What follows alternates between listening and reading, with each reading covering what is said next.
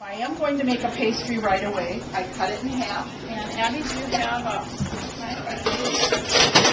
You just take a knife of any kind. This is really a souvenir knife. Cut it in half. Go big or go home. Oh, I see. It's handy. And I'm going to form this into a ball. Abby graciously got some flour ready. I'm going to sprinkle this on my surface. And form a ball. It's still cold to the touch. And I'm going to prepare with a little bit of flour both sides. I'm going to just roll my rolling pin into the flour, and we're going to make a circle. And it's going to be quite a bit larger than the pie dish. At this point, I just kind of make sure it doesn't stick. And my flour is handy, so if I need more. And you won't be able to see this, but it's very marbled. I have pieces of butter flattening out into the dough. It looks sort of swirly, sort of like modern art. For some people, this is the hardest part of pie dough. I think it just scares them. I was going to say that I do really well mixing the ingredients, and then when it comes to rolling it out, I think I actually go too fast and I just put too much pressure on. So if you see Mom, she's doing a light pressure on the dough and turning it, adding enough flour so it doesn't get sticky. But if you put too much pressure down, that's probably when you're going to rip and not get a nice circular shape. And this dough is really easy to mend if it tears or it doesn't work quite right. Just a little tiny bit of water, and then take a piece of dough and patch it. It works fine. I then tap it with some flour just to make sure that it does not stick to the surface or to the rolling pin. It works pretty nice. Now, if you're new to pie crust, one of the things I do for a single crust is just hold this without setting it down. Just hold it. And I would like a nice, generous amount of dough. And so I'm going to just roll just a little bit more.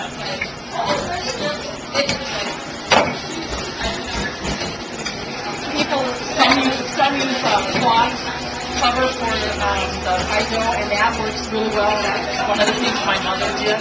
And some people use a sock for the rolling pin, and that's fine, but I find that this works pretty well. Now, it's ready, I hope. I'm going to just fold it in half.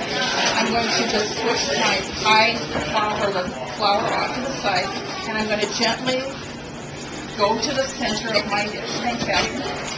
And I'm going to carefully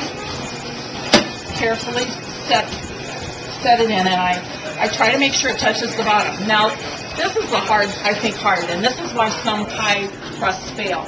People stretch and try to fit it in. I try to lift the edges and push it I try to push it back towards the center of the dish and press into this corner or the bottom part and along the sides and lift without stretching. The gluten is going to form on its own no matter what I do because it's warming and it's got moisture. So what I try to do is not pull that gluten so that it will shrink back later. So most of the things I'm doing now are just making sure that it's very firmly patted into the bottom and that these corners and the sides don't have any stretched dough. We're getting very close to being ready.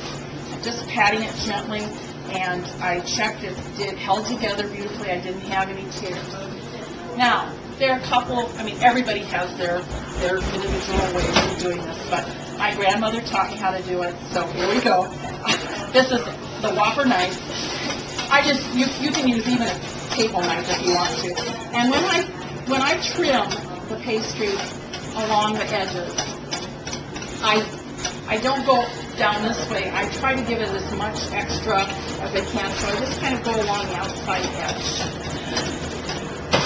Now, these ceramic pie doughs or pie plates are fine for our purpose, but I have used glass and metal, aluminum baking sheets or baking pie shells as well.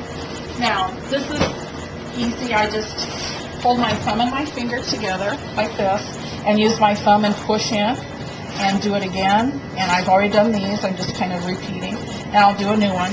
And I just hold it, my fingers out like this, and push in. That's one way to do it. My grandmother did other ways. Some people roll out another piece of dough into a strip, a long strip, and then press it on the edge to build it up. But this one seems to be simple for me and works pretty nicely with this consistency. Then, one of the things that I do to prevent shrinkage later is I pat this down and push it just slightly over the side. And that Almost use your fingers to kind of hang on to the so side. you get kind of a pedal effect on the outside. And if it shrinks a little bit, it won't pull inside the shell. And lastly, I take a fork and I just gently prick the bottom of the shell along the bottom and the sides. I know some people put pie weights inside.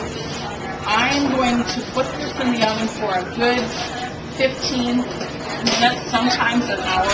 I wouldn't leave it in too long because the gluten will form no matter how cool it gets. But it's ready to go into the refrigerator and get very cool before it's put into a hot oven. And that's one of the tricks. So before you put it into the oven, you put it back into the refrigerator, probably for about an hour or so it gets really, really cold again before it gets cooked. The pie shell's been in the refrigerator cooling for about an hour, and I'm going to put it into a hot oven. Depends on your oven, but between 400 and 425 for 15 to 20 minutes, and it'll set. Then, customarily, I leave it in for a little longer. I might turn the oven down to 375 or 400 if it's been at 425 for another 15 minutes, and I keep checking. The pastry. It's done when it's turning golden brown, when it smells very aromatic and really, really good, buttery.